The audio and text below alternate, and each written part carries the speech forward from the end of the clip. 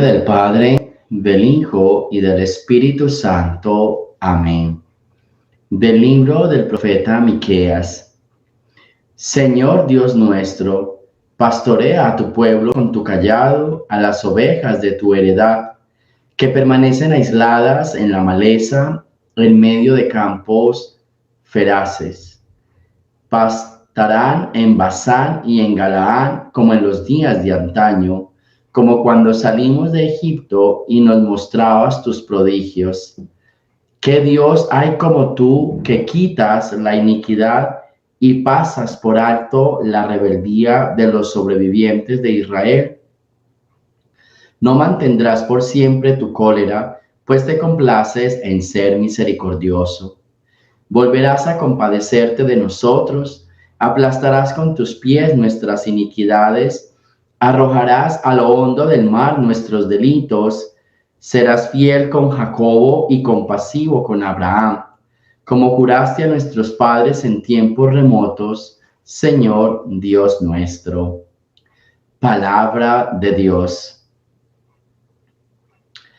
Bien, estamos en el capítulo 7 del profeta Miqueas. Es bien importante que tengamos en cuenta algo, y es que en la historia de los profetas, o la historia del pueblo de Israel, es un ciclo donde el pueblo le jura fidelidad y amor al Señor y a la alianza, luego se pervierten, caen en el pecado.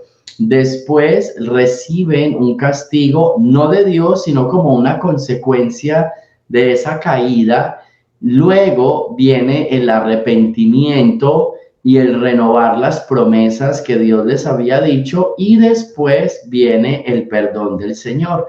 Y entonces este es un ciclo que siempre se repite durante toda la historia del pueblo de Israel.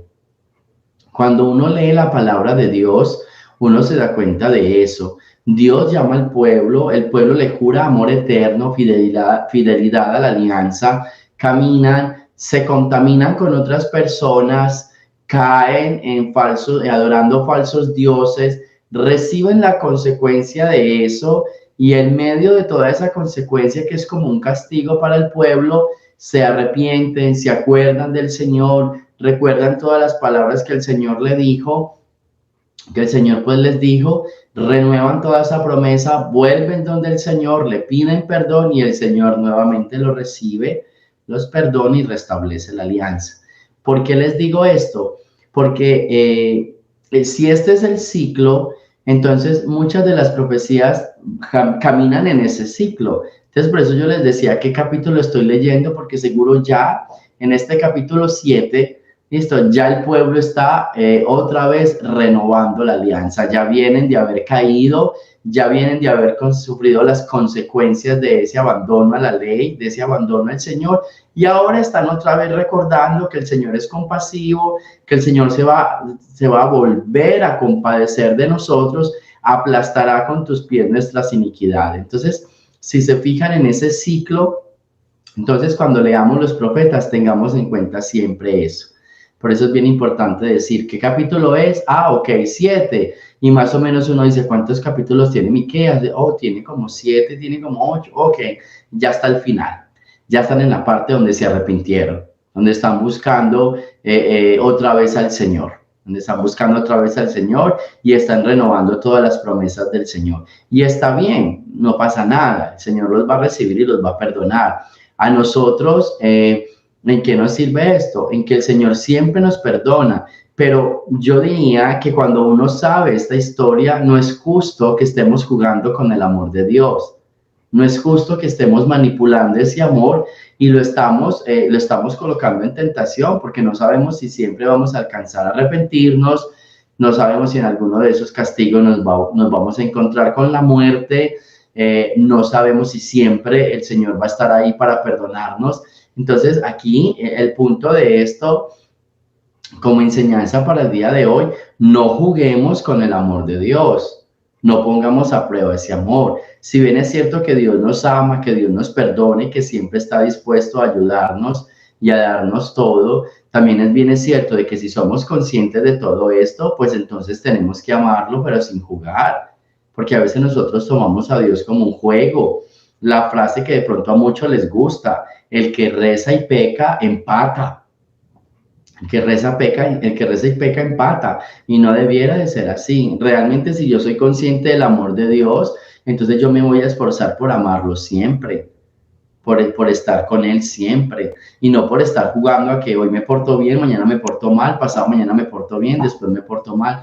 No entremos en esos juegos, no juegues con el amor, que es lo que posiblemente nos puede pasar muchas veces. Así que a la luz de esta lectura y habiendo recibido esta aclaración, para nosotros se nos queda, si somos conscientes del amor de Dios, entonces procuremos todos los días acercarnos más a Él, no acercarnos, alejarnos y volvernos a acercar, sino siempre estar cerca al Señor, escuchando su palabra y tratar siempre de hacer lo mejor posible.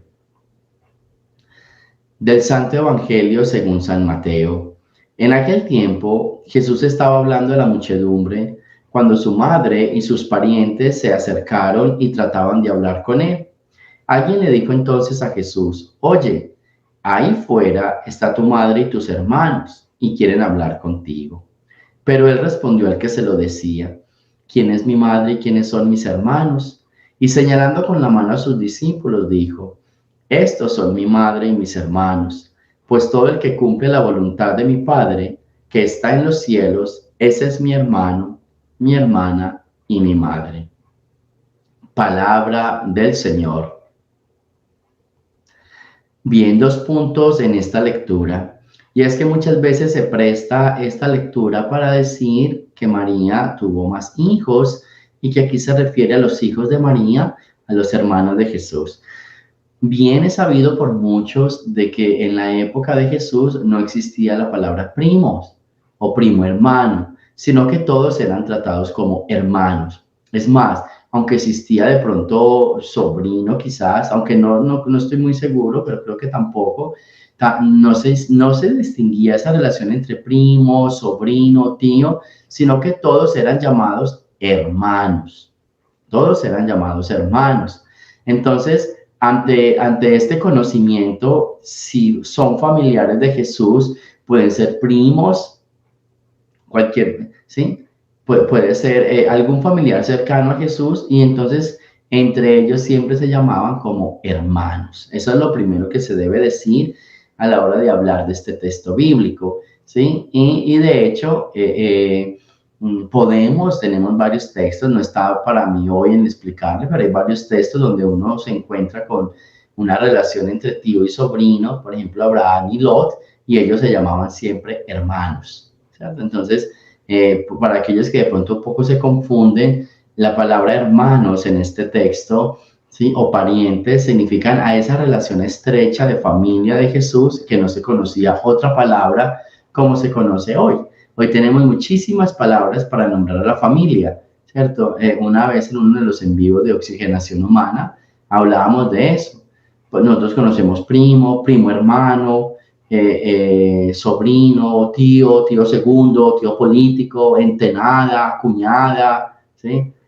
Bueno, y concuñada, y una cantidad de palabras simplemente para acercarnos más como familia. Entonces, un nombre como para decir que somos parte de la familia. Este es familiar mío, es un primo segundo, es un primo lejano, es una concuñada, es una entenada, ¿cierto? Y muchos otros nombres. Y en esa época que no existían esos nombres, simplemente se consideraban hermanos entre todos. Y la segunda parte de este evangelio es esa bonita frase de Jesús: ¿Quién es mi madre y quiénes son mis hermanos? Aquellos que cumplen la palabra de Dios y la ponen en práctica o la ponen por obra. Me parece, escuchan y ponen por obra la palabra de Dios. Me parece yo digo un piropo, un halago muy especial a María, porque aunque está señalando los que están ahí, no los que están afuera, pero ¿quién fue la primera mujer que escuchó la palabra de Dios y sin dudar la puso en práctica? Cuando uno mira la historia de la salvación, la gran mayoría de los personajes, por no decir todos, pusieron en ciertos momentos en duda la palabra de Dios. Cuando le llegó el turno a María, ella creyó ciegamente. Entonces, esta palabra de quién es mi madre y mis hermanos, de aquellos que escuchan la palabra de Dios y eso, aquel que cumple la voluntad de mi Padre, y María lo hizo. Entonces, que pareciera muchas veces un texto usado en contra de María, es a favor, porque esta palabra de Jesús la está colocando grandísima a ella. Ella escuchó la palabra de Dios, y no solo la escuchó, cumplió la voluntad. He aquí la esclava del Señor. Entonces, es un texto bien interesante para meditar. Ahora, para nosotros, dos cosas bien interesantes. Esta palabra de hermanos es como esa unidad. Yo creo que es muy importante, no vamos a decirnos a todos hermanos, hermanos, y si se puede, bueno, si lo quieres hacer está bien, pero qué rico tratarnos como eso, como realmente, como lo que somos hermanos en Cristo. Y cuando uno mira al otro como un hermano, entonces hay más respeto, hay más comprensión, hay más cariño, y eso es bien importante. Una bonita enseñanza es tratemos de acoger más al otro y veámoslos como eso, veámoslo como nuestro hermano en Cristo. Y lo segundo, pues entonces si queremos ser parte de esa familia de Dios, pues a escuchar esa palabra de Dios y a ponerla en práctica, porque muchas veces escuchamos la palabra, pero no la practicamos, ¿cierto? Y todos oímos la palabra y qué lindo que habló y qué lindo que el Señor dijo, y el Señor está muy lindo, pero no solo es lindo, pongámoslo siempre por obra, pongámoslo siempre en práctica. Entonces pidámosle al Señor en esta mañana que nos ayude a acercarnos más a Él, a mirar a los demás como hermanos, a cumplir más su palabra, a cumplir más su voluntad y a no jugar nunca con ese amor de Dios. Gloria al Padre, al Hijo y al Espíritu Santo, como era en el principio, ahora y siempre, por los siglos de los siglos. Amén. El Señor esté con ustedes, y la bendición de Dios Todopoderoso, Padre, Hijo y Espíritu Santo, descienda sobre ustedes y me los acompañe siempre.